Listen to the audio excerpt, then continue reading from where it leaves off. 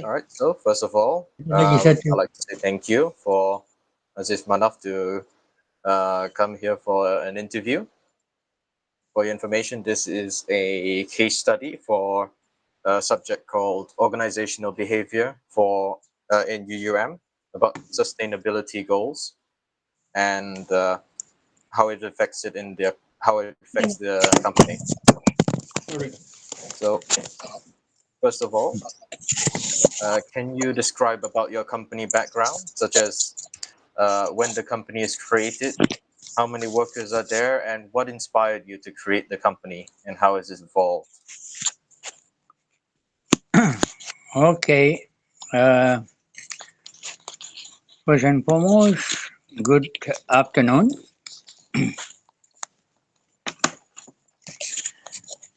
And I have to adjust my phone first. A bit of ada letak.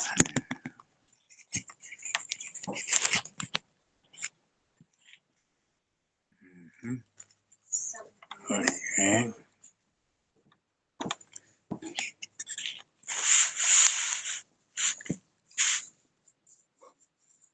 Tak nampak. I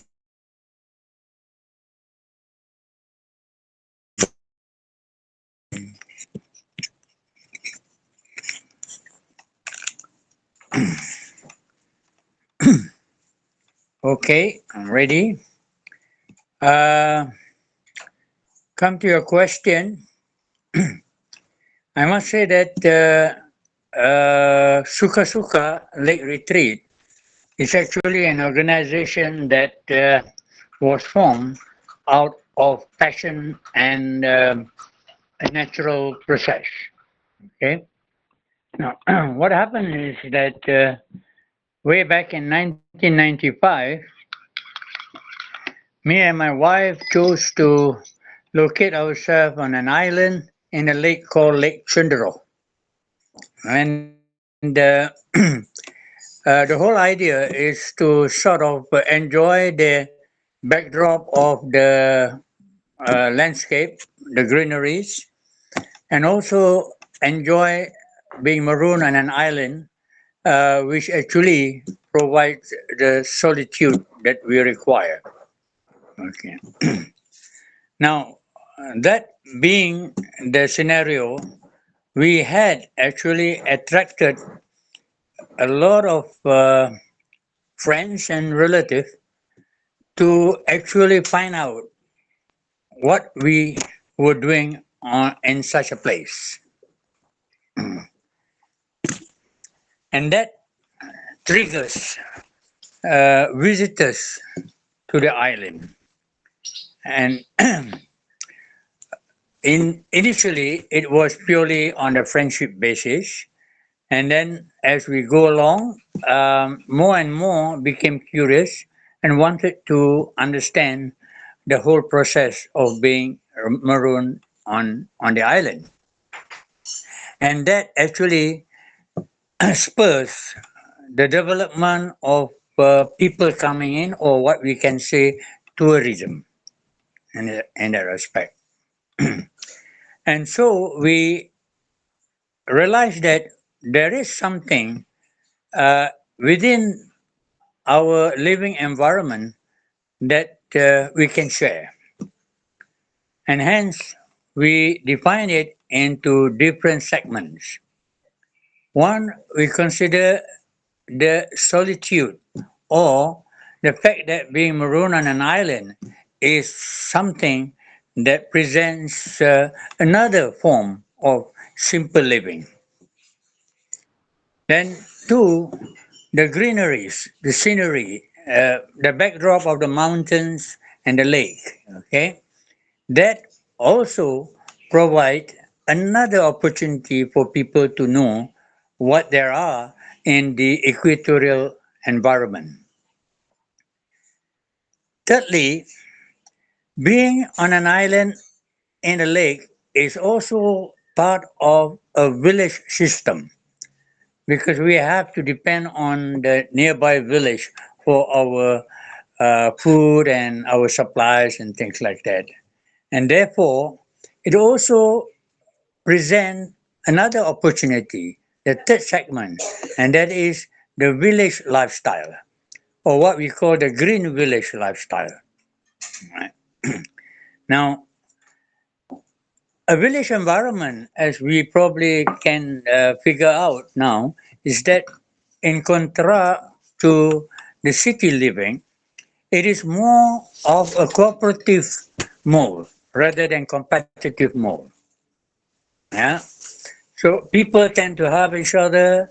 People tend to cooperate with each other in order to enjoy the lifestyle. Versus the city, it will be more towards competitiveness. Right? And that, like I mentioned, presents the third element. And of course, the fourth element is the application of the culture and tradition. Being in a non competitive environment, culture seems to be more sharing.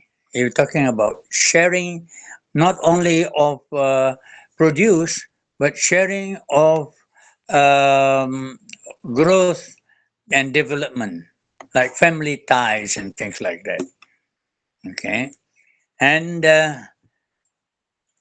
lastly, we can also say that sharing of the culinary system, whereby you find that in the villages, the supplies of food items are abundant and available almost, I mean, immediately. Like you don't need to go to a shop to cook. You can go to your herbal garden and find the sarai, the pandan, the curry leaf, and all those things. Yeah, and you find that that is tremendously different from living in the city. It provides a simplicity. Okay, you don't talk about transaction in the shop, but you talk about uh, what they call picking them up in your own garden, right? And of course, uh, you have the ecosystem whereby you have also like in the lake fish supply, and then in the kampung you have chicken running around. So you see, it presents a different viewpoint in terms of food and supplies. So these are the aspects that we found that attracts the non-citizen, or like the foreigners, example, to find out more about our living ways, our simplicity, our serenity, and our tranquility. And that seems to be a product that is sought after. So here, when we talk about enjoying the environment of the greeneries, the village system, the community, and whatnot, we also talk about our dwellings, like houses. The architecture of the Malay houses, for example, again present another opportunity for our foreign guests to enjoy and learn about our heritage. Okay, and the whole presents a picture where the community can show how it sustain, the environment, sustain the culture, sustain the heritage. That's how it is, and we therefore enjoy not only the whole process and the environment, but we enjoy maintaining and sustaining the cultural aspect as well as the eco aspect. And that was 1995. And it progressed on until today. And you will find that uh, we have actually benefited in the sense that it attracted 149 nationalities to date over a period of 29 years. Okay, sharing of the, like I mentioned, the sustainable aspect of living in an equatorial kampung lifestyle. Okay. All right. So you said quite a bit about the sustainability of your company. So can you share your organization's vision and mission and how you're working towards the sustainability goals? Okay. Sustainability is a very interesting word in the sense that it helps to preserve, which is key, I think, in what we are doing today. Because when we talk about tourism, it attracts people movement. It generates people movement. And when we talk about people movement, it will affect one space. Space here means that the village. When we talk about transportation, that's what is again affected by space. We talk about the number of people, human bodies, and whatnot. And as such, we will have to be aware of that impact to our village environment. And then we have to consider also the other factors that human will generate.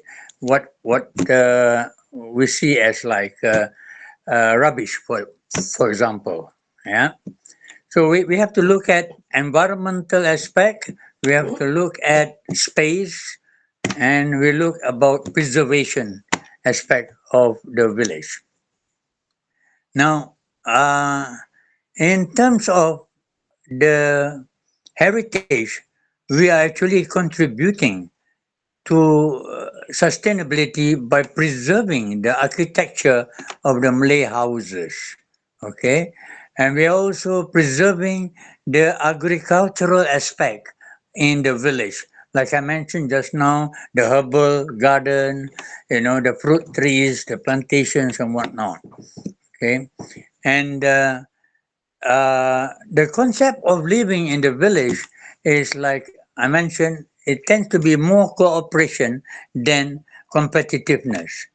So then there will be words like gotong royong,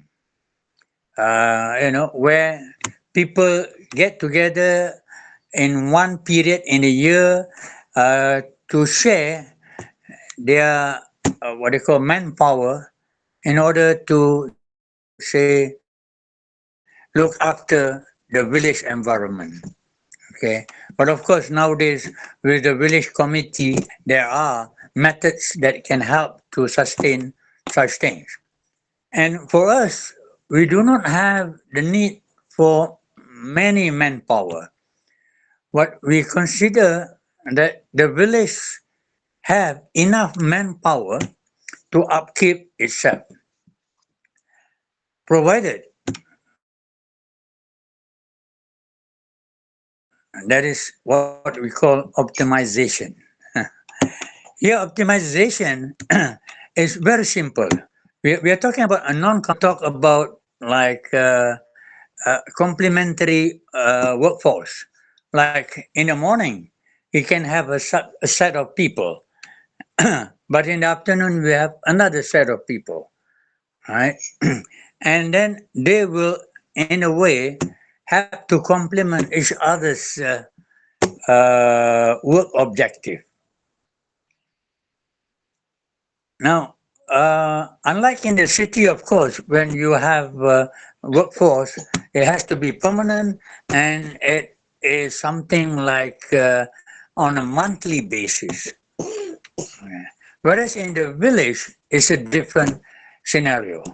And this is why I consider the kampung management system is different than the city management system. Okay? Because you see, one, the manpower need is different. Okay, the manpower itself has a different characteristic. Like in the city, it takes a lot of effort to go to work itself, like taking a bus, it involves time and things like that. Whereas in the village, it only takes you 5 minutes to reach your destination. And you don't even have to wait for a bus. You just take a bicycle, or walk, or take a motorbike. And likewise, when it comes to meal time, you don't have to go and look for a coffee shop and whatnot. You just take 5 minutes to go back and have meal with your family. So it's a different set of environment, it's a different time factor, and different effort required. So you find that it may not be that productive in the sense, but it is productive in the sense that you do not waste time. So what we do here is we allow our workers to flexi, and then we also rotate their responsibility so that they can have a different pie of the work. And therefore, like I said, it is based on what you call not competitiveness. It's more on cooperation. I continue on your work, not because I want to show that I can do a better work. You know, it is more completing of the work itself. How's that? It's good. Uh, so when trying to achieve the sustainability goals of the company, what are some of the initiatives the company has done? Okay. What of course we do is to one act to conserve the environment. Okay. So when we were actually building the houses, we did not disrupt totally the environment. We only remove some of the obstacle like the trees to put up a house. We do not put everything down. Okay, it's more like going along with the environment because, of course, bearing in mind that the plants and the trees are source of oxygen and they provide shade and beautify the environment. Okay, so that's one. Two is we work with the authorities in terms of rubbish disposal because the authorities have rubbish disposal arranged within the area. Uh, so that's the thing, and of course, thirdly is we complement the village suppliers. Right, we acquire all our resources from the village, both in terms of food products, building materials, manpower, things like that. Yeah. So what we like or what we want to achieve here is actually transfer the economic resources acquired to within the village. Right. That's part of it. Yeah. All right. So with that, I'll hand it off to ZAINAL AMRI for the next few questions. Sorry. You pass over to the other person. Zainal. For the next question, may I know why internal strength do you believe give your organization a competitive advantage for the implementation of sustainability initiative? Lagi sekali. Can you boleh repeat? Boleh? I can hear. What is the internal strength do you believe give your organization a competitive advantage? Okay. I think there are two major aspects of that. One is focus. You know, we have a focus on what you are doing.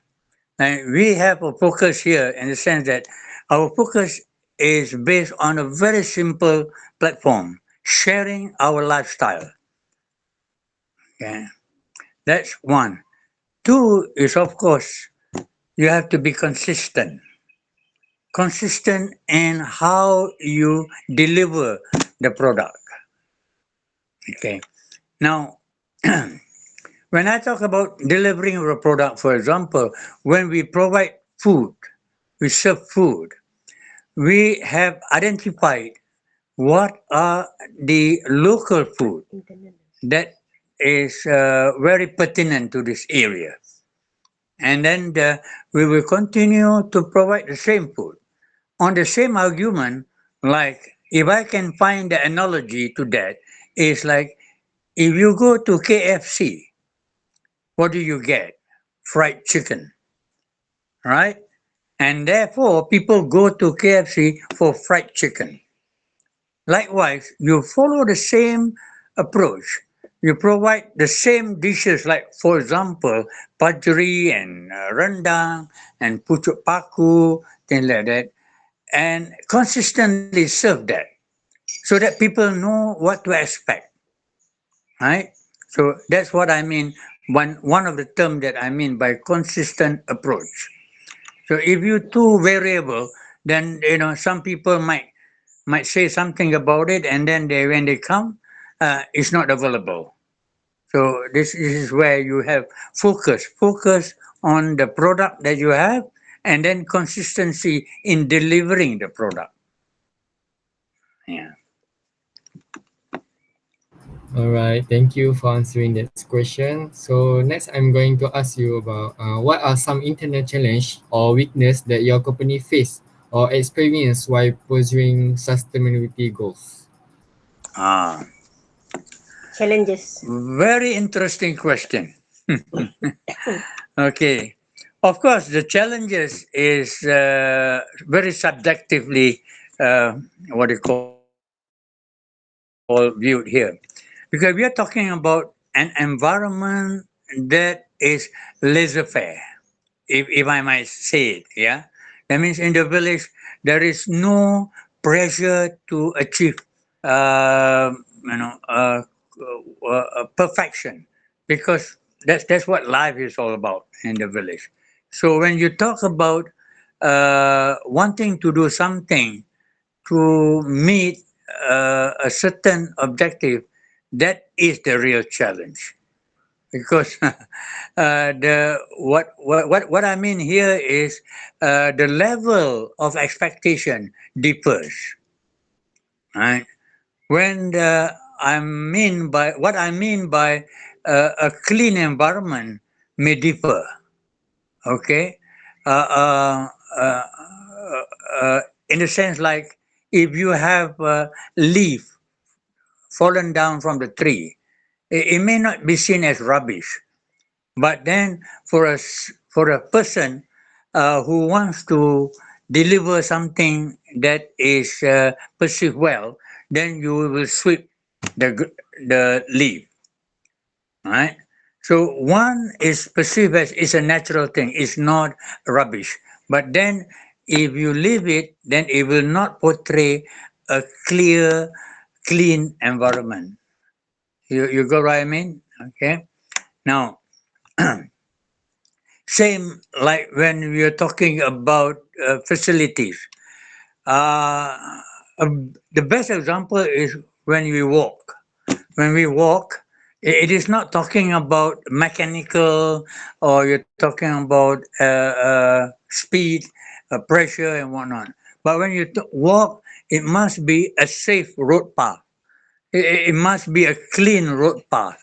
It is not undesirable in terms of obstacle that someone might fall down or things like that.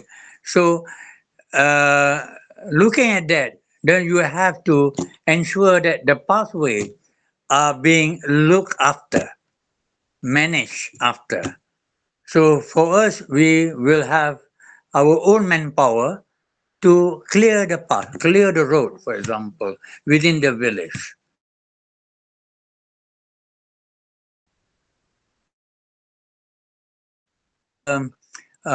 perfection, but it's about convenience, and it's about uh, giving a very positive outlook. There's no rubbish and things like that. Okay. Okay, for the next question, how do external factors or opportunities like market trends, government policies, and community support play a role in supporting your company sustainability? Uh-huh. Well, fortunately, tourism is an industry that is ever evolving, and the area somehow or other when we started is known as Tasik Cenderung in the area of Kuala Kangsar. But fortunately, over time, the Lenggong area developed into what is called now the archaeological heritage site, as announced by UNESCO. So we actually benefited from the change in the product environment, right? So with the newfound what do you call archaeological wonders, the cavings and whatnot, it actually enhanced what tourism is in Lenggong now. Yeah. Two, due to that, there is government focus. Like tourism industry is looking at how to harness the demand of tourism in Lenggong, and they provide logistic support, for example, transportation.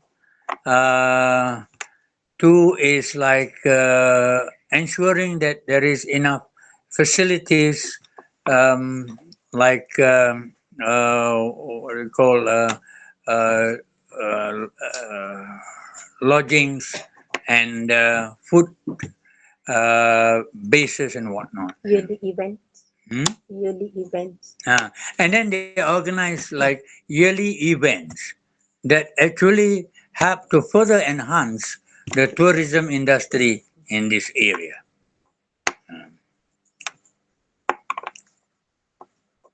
Okay, thank you for answering that question. So next, for the strategies, may I know what strategies do you develop to tackle challenge like regulatory change, economic pressure, and technology barriers while pursuing for sustainability?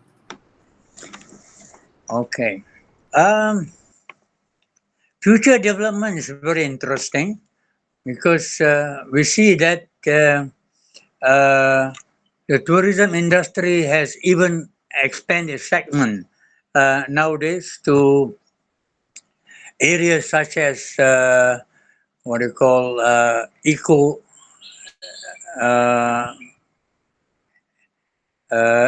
mode of travel, yeah, in the sense that places like Lenggong seems to attract hikers, trekkers to explore because it is within the area called Belum. And Belum is considered one of the oldest rainforests in the world. Yeah. In fact, the oldest rainforest in the world. So now it helps in the sense that with the exposure that Lenggong is getting today, more and more people becomes aware. And then we like to segment our tourism industry in different parts like culture, responsible tourism, ecotourism, right? Things like that. Yeah. So it is more into acknowledging the various aspects of interest by the various interest group. And like for us, for example, when we do not market in the local environment, we market more in the foreign environment. And so we focus on cultural tourism. We focus on responsible tourism. We focus on eco-tourism. Yeah, we could focus on like tradition and culture, heritage, things like that. So there are vehicles around the internet that we have utilized and optimized, which means that nowadays you don't need flyers, you don't need signboards, yeah, because signboards are only for people within your area, whereas your presence on the internet is actually covering more than 2 billion people in the world.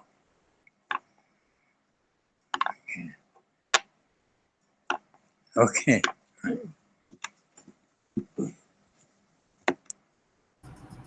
Okay, thank you, sir. For the next question, how do implement sustainability initiative impact the stress level of employees when adapting to new eco-friendly practices? And what measure do you take to reduce employee stress? Okay. Very interesting question. Yeah. Now, I must say that the environment in the kampung living is totally different than from city living. Okay. Now, stress is of a different quantum. Yeah. We're talking about challenges more than stress, if you see what I mean. Okay. What I'm trying to explain here is that people are looking for opportunities to spend their time to earn some income so that they can live in the village, right? Not having to go out of the village. Okay. Now, what it means that it is not the quantum, but it's more towards adequacy. When you talk about earning towards adequacy, which means sufficiency, right? And that does not put you to a level where you call stress. Yeah. I must emphasize that down here, when the employees are working, they are more looking at how to occupy their time. One. Two is relate with each other because when they come to work, they have friends, right? And they will also have what we call income that will help in the family. So it is not about meeting a certain objective, like financial gain or financial benefit, but it's more of a collective way of living. You you you you you must say that I have guests who first remark when they come to the place is, "Wow, it's a stress-free environment," and hence that it is. Okay. All right. So for the next question, is there any conflict within the teams, and when you implement the environment sustainability, and how do you handle those conflict when arise? Okay, good. Conflict here is seen positively. Conflict in the sense that it allows you to challenge each other to improve, not not in other form. Yeah. So when a worker perform, when he or she perform, they get rewarded immediately in the village, in the kampung environment. You reward immediately. You don't wait until the end of the month. What I mean is, if a person perform well for the day, you at the end of the day you probably provide another 10% extra to the income. Okay, and that actually encourage another employee say, wow, now because he or she perform that extra, she gets the reward. And they recognize the reward immediately. Whereas if you look at say in the city, you get like bonus at the end of the year, then it defeats its whole purpose in terms of recognizing the effort of the individual. So here, the workers actually got motivated by getting what you call positive impact. Like when he or she gets like I said just now, a 10% income extra, the rest will complement it, and they will again want to contribute better. Okay, so it creates the simple competitiveness within the work environment, not in a negative form, but more on the positive side.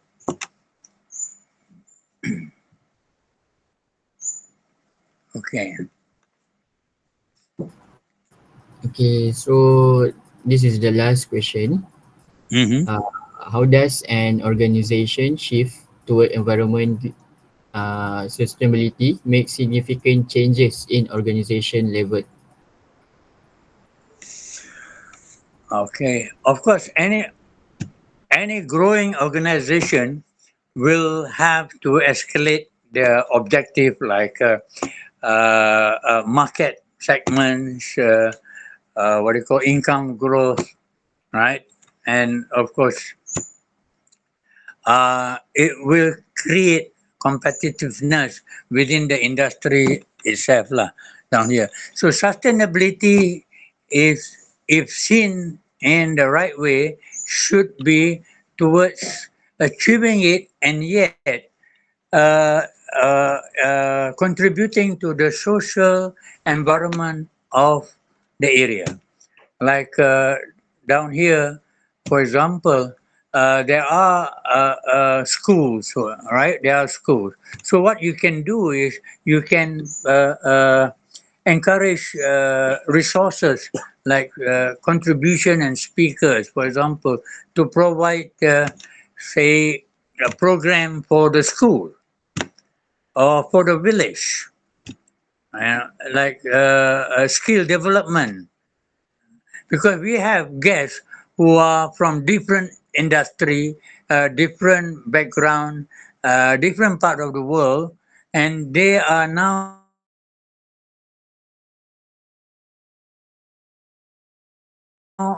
and wanting to share their skill so that they can contribute to the environment. And so that's one of the things that we would like to achieve, that in the year to come, is like the health benefit, for example. So we will have programs that will contribute to the wellness of the community, right? And that program can be like a wellness program where you can bring in tourists to enjoy the wellness program provided by the village community. A good example is the herbal concoction, massage, uh, and the food, in terms of food hygiene and things like that. So we will have another aspect of the tourism developed is towards wellness program. Okay. So I just have a few more questions. Um, so would you say that the kampung management system also helps out in the stress of the employees? Yes, certainly, because like I said, we have to take the different scenarios, and taking the kampung scenario, the kampung management system is more applicable in terms of managing the resources, because you do not add stress to the manpower. You more or less complement to the requirement of the manpower and help to harness their potential. All right. Another thing is when sourcing for local manpower, has that ever created conflict? No, I would say that it is even encouraging the local to look at things positively. They look at it like they are not in competition with what you call import labor. You see, they are concerned when there is a development of tourism industry, for example. Their concern will be the resources coming in from other places like manpower, right? So we have given that what do you call assurance that there are resources and the resources can be trained and developed from within the local community, and it brings more value if you develop the local community resources because it is more authentic in its delivery. Right. When you come to Lunggong, you don't, with due respect, you don't expect to be served by someone who comes from our neighboring countries, right? So it is how we have to organize and one focus on the local resources. All right. Just one last goal. One last question. When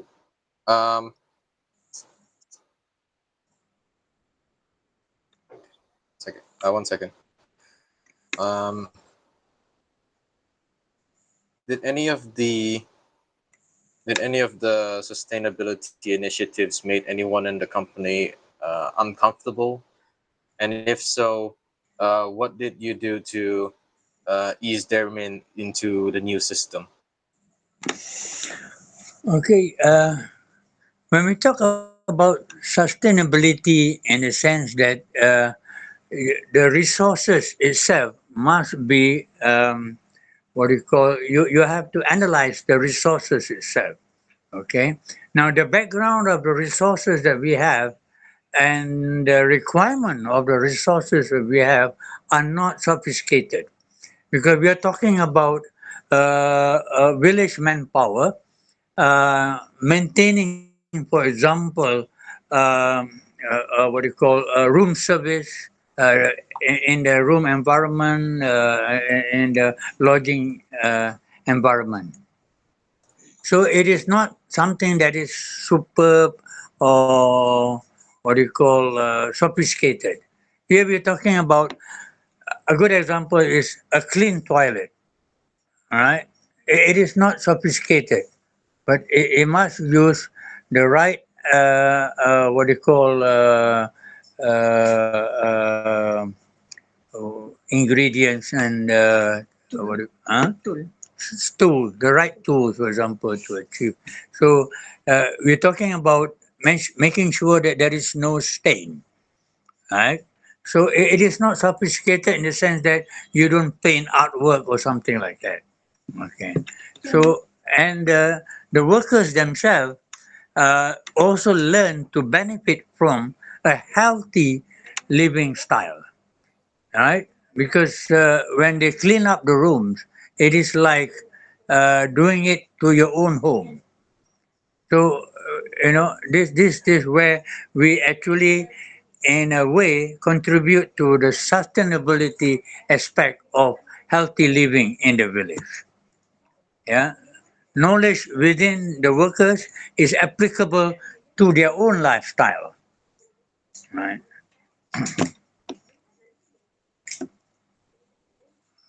Okay. Okay. I think if there's no other questions, I think we can end here. Thank you very much for coming.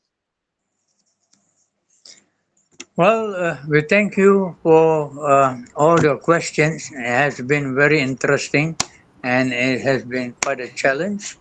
And we look forward to contributing to sustainability in the concept. All right. Thank Thank you. you, sir. So we want to take a picture a little bit, okay? Is that okay? Picture. Okay. Yes. Apa dia? Take picture. Alright. Kita akan display. 1, 2, 3. Okay, 1, 2, 3. Okay, thank you, sir. Welcome. Bye-bye.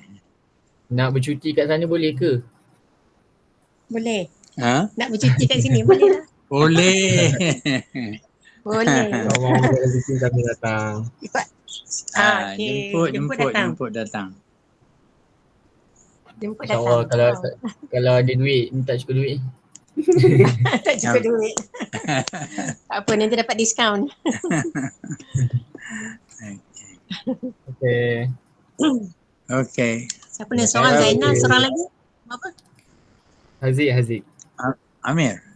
Amir. Haziq. Azri. Azri. Okey. Haziq duduk kat Haziq. Munting. Oh, duduk ke Munting? Taiping? Ya. Oh, okey.